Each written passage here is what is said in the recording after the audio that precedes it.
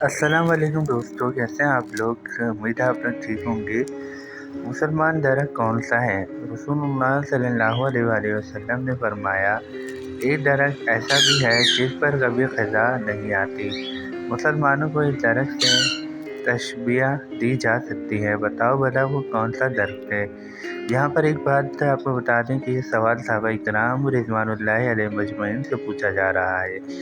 یہ سن کر صحابہ کرام نے عالم کے خیالات جنگل کے مختلف درختوں کی طرف گئے۔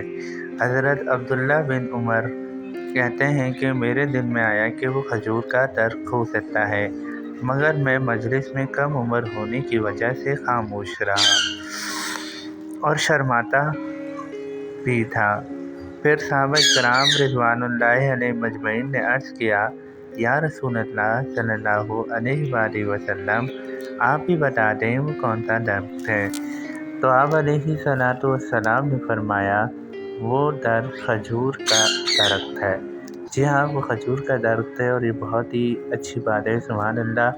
اللہ تعالیٰ ہم سب کو نیک کام کرنے کی توفیق عطا فرمائے۔ اللہ حافظ۔